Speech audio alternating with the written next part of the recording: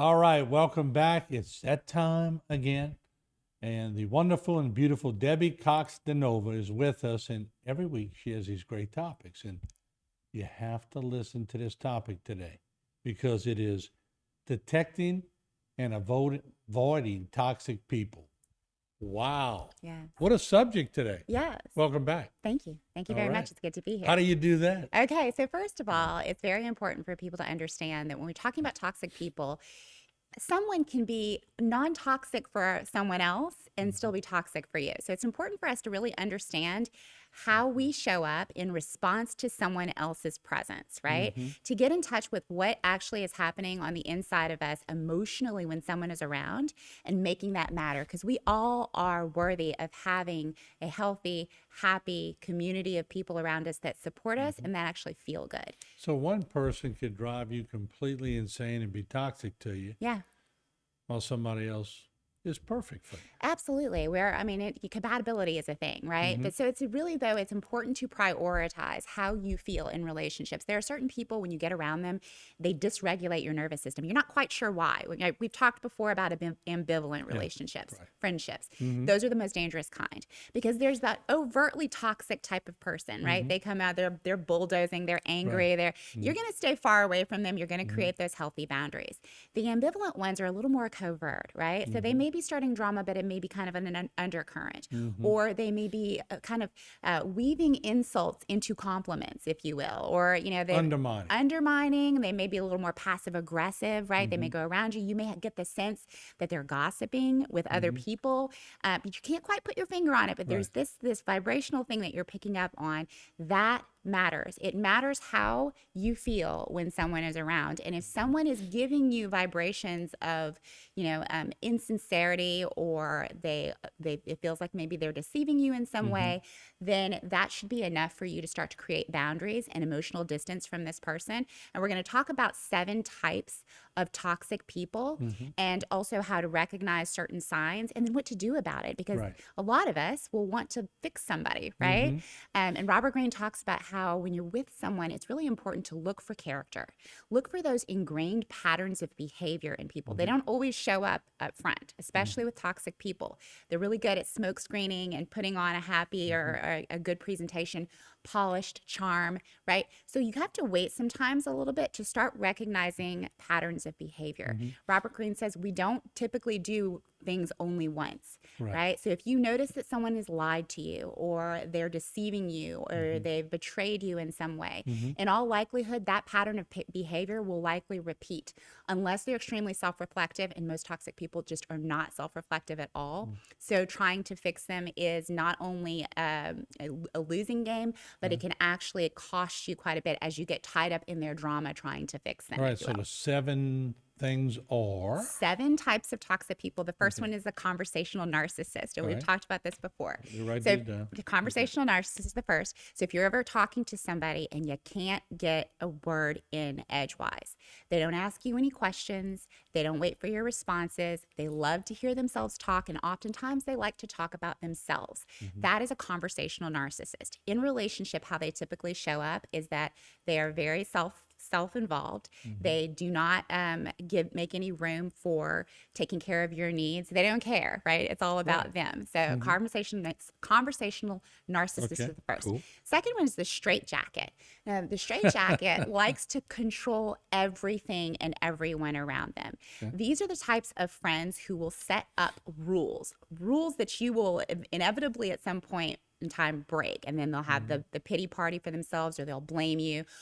They want to make sure that you are, if you disagree with them, they will nag you and continue to trying to talk you into seeing their perspective, because they want to make sure that they're basically limiting your freedom, your mental, emotional, and your conversational Is it freedom. the kind of people that when you go on vacation, they got a list of 30 things to do and you got to hit each one? Now that could be somebody who just has high conscientiousness. They want like their I don't go on preparation, vacation, so it don't matter. but it could be. Okay, There could be a pairing of that, because if they want if they're not allowing you the freedom to be yourself, and if you always feel like they're not giving you room to breathe, that could be a sign of a toxic person. The straitjacket. It's all about control. Like they want to make sure that you are minding the P's and Q's and they're setting the rules, and it's all about what they want, how they see things, and there's not a lot of room for you. All right, cool. What's Number number three?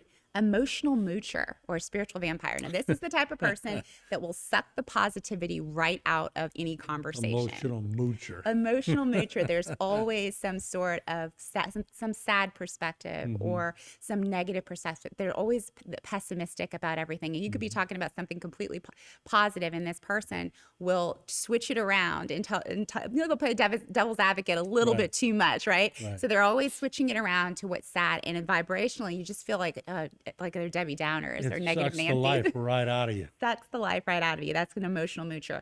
And then number 4 is the drama magnet. Okay. So with the drama magnet, there's always something wrong, right? They are finding and looking for conflict wherever they can. You got to be very careful with drama magnets, because as soon as one drama is resolved, another one pops up, and they want you to hear about it. They want your empathy. They want your sympathy. They do not want your advice. The reason that is true is because being a victim in drama and conflict gives them a sense of importance.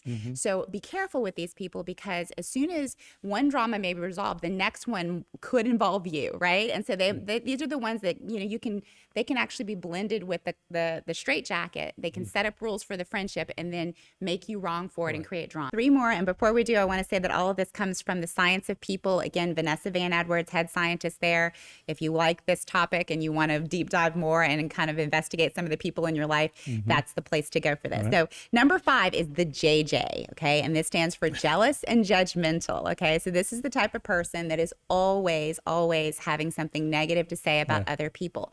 They're incredibly insecure, and they have so much self-hate that it comes out in projection, right? They can't be happy for anyone else. There's always something wrong. That person's not cool enough. That person's not smart enough. They're always judging other people because they have so much internal, like the self conversation is too hard and too uncomfortable for them, and so it's very difficult for them to be happy. Instead of being someone happy else. for the other person, they bring them in the whirlpool. Yes.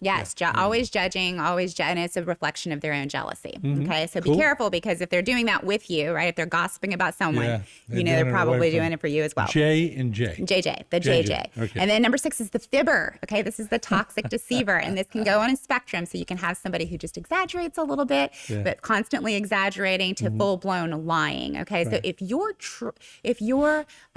truth kind of intuition is going off over and over again, this can be incredibly exhausting in relationship, because you're constantly trying to figure out what about what they're saying is something that you can trust and believe into. So this is the fibber. Yeah, did they really grow a tomato that was a foot across? Right, exactly. Right. So, and then number 7 is the tank. So if you think about a tank, it crushes everything in its path, and this is what a human tank does as well. It's all about them. They're the smartest person in the room. No one else's opinions or perspectives matter. It's all about what they want. So again, there's like this control thing going on, and they often think that they're the smartest person in the room. So everything that anyone else has to say occurs to them, every conversation, every person occurs to them as a challenge to be won over rather than an equal kind of thing. But don't we all know somebody in each one of these categories? Yes, we all do. And I'm inviting you, if people are popping up in your mind, to start to actually think about creating healthy boundaries, creating some emotional distance. A lot of times there may be some traits that you don't have to actually push this person completely out of your life. A lot of them you do, okay? There are a lot of people that some people just need to be gone. Again, we typically can't fix them if they don't have a lot of self-evaluation.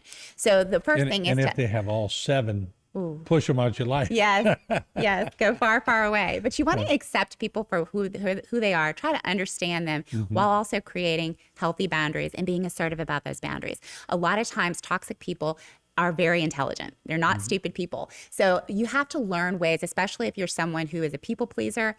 The hard thing about this is that toxic people naturally have an inclination to prey upon people who are going to be less likely to stand up to them. So you have to learn ways of communicating. For example, I'm just going to need a minute. I'm going to actually need to think that over before I agree, right? Because a lot of toxic people will just expect you to say yes to them, and they'll kind of bully you into it. I want an answer now. I want an answer now. now, and start to trust that intuitive sense. Because again, toxic people are creating drama and unnecessary conflict all the time. So rather than in a regular friendship, for example, where if they set up some rules about the friendship, like a good friend equals this, and you didn't do that, rather than giving you the generosity of saying like, hey, my feelings were hurt in this instance, what they may do is start to covertly throw daggers at you. They might post it on social media. They might talk about it behind someone's back, or they may throw insults into compliments.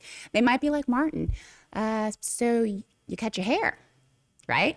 And so I'm not actually saying anything, but you You're not kind of saying that my haircut sucks. right? And you go, oh, you don't like my haircut? I'm like, no, it looks great. It's great, right? Yeah. So there's this judgmental energy that comes through. A lot of times it's a covert undercurrent. Start to trust your own intuition, because if you don't and you allow people in your space who are toxic to you, there's a thing called chameleonization, okay, that we do as people. We basically, because we're congenial and we want to create connection, we start to actually emulate their behaviors. So in order to connect with a super angry person, we start to talk about anger. We start to become angry ourselves. And then really, really damaging is that even when that person is not around, especially if there's someone who's covertly throwing daggers at you, insulting you under the current, that will start to seep into your own self-talk. So they're nowhere around, and yet you're still in your head going, well, maybe I'm not that good of a person. I think of school-aged Yes. people. We all went to high school at one point. People run in packs. Yes. And there's always a leader in that pack. That's the alpha. Yeah.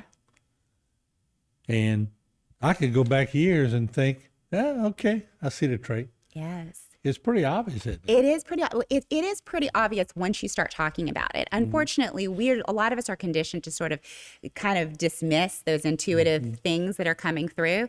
And if we can teach our children, to your point about bullies in school, if we can start teaching our children how to recognize toxic traits in other people and how to self-evaluate. Because like I said, toxic people don't self-evaluate, so they get stuck in these character patterns. Right. But if you want to be, and we all have these toxic traits slip out of us too sometimes. But as you go home and you reflect on it, you go, man, I was really mean today. I was this.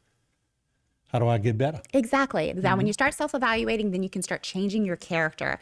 And that's really important, to be able to be honest with yourself. And then with that relationship with yourself, recognizing a healthy relationship, or when a relationship is pretending to be healthy, but it's actually costing you quite a bit energetically. That was a great topic. Thank you. What's next week? You know yet? I don't know yet. All right, we'll flip a coin. All right. We'll see you next week on Good Vibes.